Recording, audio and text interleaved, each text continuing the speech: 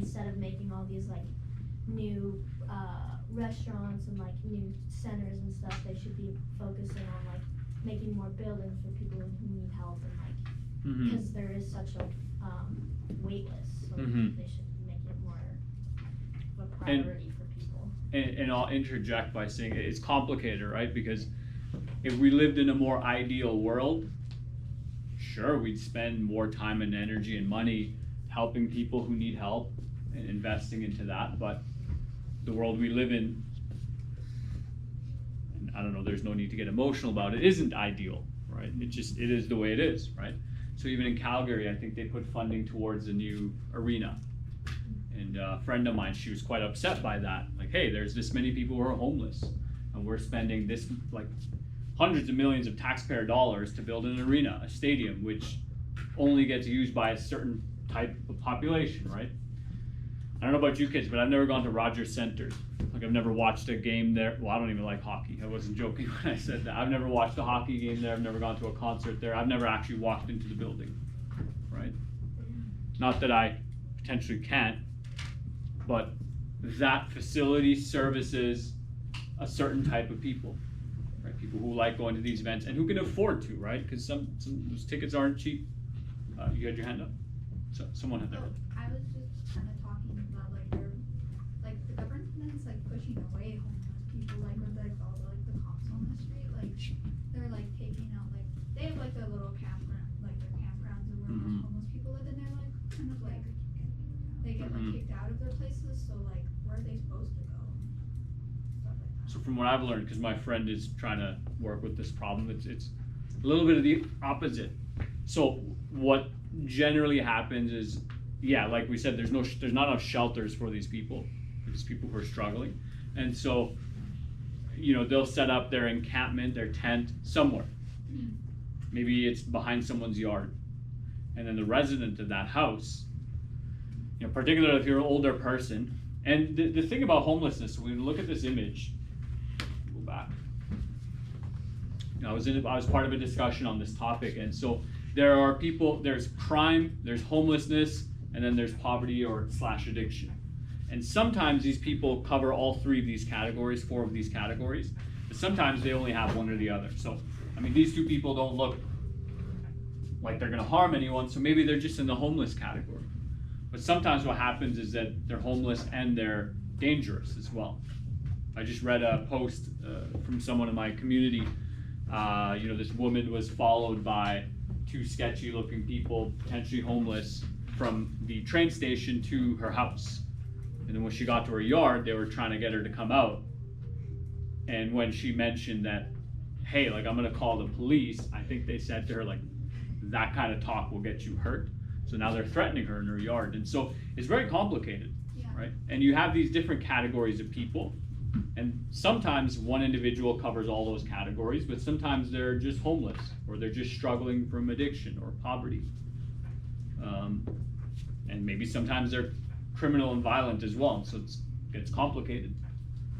Someone had their hand up. I feel like they might be like doing that, like robbing people, so just so they can like provide for themselves. Like it might not be just out of like hate, it could be just what they have to do to themselves, like for themselves. Yeah, they literally need to do this because has anyone here tried getting a job without having a home address? I haven't. I would assume it's very challenging when you can't tell your employer where you live, or you have to tell your employer that you're staying at a homeless shelter, right? So coming back to that first video we watched, imagine right before you went to the Dairy Queen for your interview, somebody told the manager there, hey, this kid's homeless. How do you think that interview might go? Worse. Right, might not go well. Your perspective's like really shifted now, like with you. And that's, Yeah. And that's where like the stereotype thing goes on. And they assume that, oh, this person's on drugs, like they should not be working here, and like they aren't reliable and stuff like that. They ain't gonna want you. Probably not, right? And like it's tricky, right? Like how many of you would invite someone who's homeless into your home? You give, what's that? I have a few friends that are homeless. Okay. And so you know these people. Yeah. How about a stranger? And there's no shame in saying that, right? Because it's dealing with strangers is very difficult. I don't know how many strangers your kids have interacted with. You're still young, right? But as soon as you're done high school and you move out into the real world, you're almost the entirety of the people you meet and interact with are strangers, and you don't know sometimes what you're inviting into your life, and you don't know how that's going to impact you. My auntie, she like, for my cousin, I went to have a sleepover at her house one time, Mm-hmm. and it was really awkward because she like lets like a lot of homeless people in their house because it's like gets cold and like they're like much younger, and so sometimes I'll just go into her house and I'll just see like these people that are almost like bare naked on her couch. That's some one nice aunt. Not a pleasant place for a young girl to be, I imagine. Yeah, definitely. Yeah. Right, and so it's challenging, right? Because again, when we look at this image, this situation can be caused by several different problems. Could be mental health, could be substance abuse, could have been some form of abuse during childhood or even adulthood, poverty, abandonment, right? Like, so I actually I was a student teacher at Leduc Composite a couple of years ago, and that's when my eyes were open to how much homelessness there was in Leduc in the young community, and students would just tell me that their parents kicked them out of their house, right? And so if you're in that situation, like, what do you do, right? Okay, we'll move on. So this next 3 slides here, you can take down some notes. Try to summarize this into your own words, so I'll help you. So focus on this, the word in yellow. Civic issue is the main term. So civic issue is a political issue, right? Easier way to understand it. The word civic might be challenging. Okay. It's something people discuss because it affects a lot of people, right? So, we're very quick, let's say, to discuss climate change and what should be done. But we should be just as quick to discuss why should we take a particular method of action, right? Who will that affect and how will it affect them, right? But problems that affect large groups of people are civic issues. And they're likely going to have multiple opinions, perspectives. There may be multiple answers. There might not be one definite way of solving the problem or answering that question, right? So even with homelessness, coming back to that topic, there are several things that could be done. Some people need addictions help. Some people need a place to stay, right? Some people might just need 3 paychecks and then they're back on their feet, right? And so that problem, this has many solutions. Some people, unfortunately, will never be able to take care of themselves for whatever reasons. Okay, so that's civic issue. I think we're all done with this slide. No, you have a panicked look on your face. Okay, again, this is on your Google Classroom, and recording will go up as well. What are we at? We're at 20 minutes here. Okay, I'm going to move on to the next slide. Okay, so now we have opinions and perspectives. So an opinion is your belief about a particular issue, topic. So your belief can be informed by whatever you have learned, whatever you have knowledge about, okay, your perspectives, your values.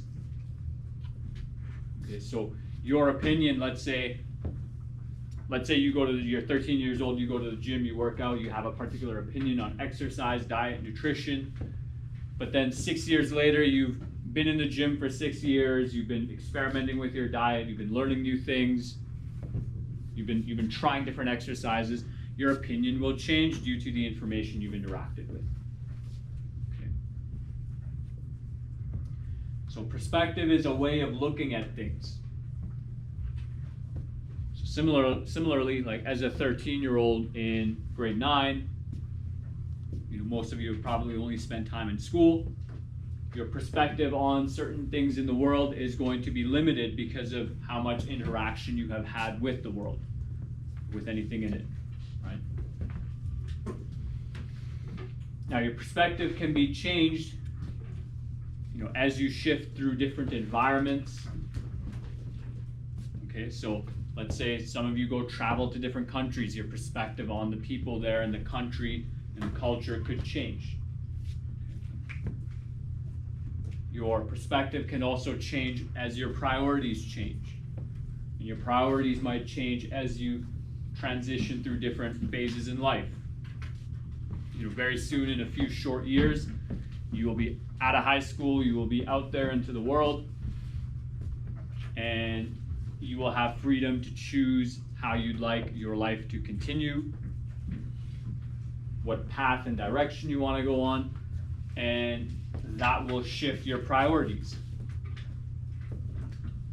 Okay, so some of you might have the priority right now to study hard, learn as much as you can, get as good grades as you can, and then, go to university, college, right? Some of you might want to spend this time learning about how to run a business, so you can do that after high school.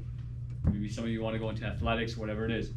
As you engage with new environments and get new experience, your perspective shifts.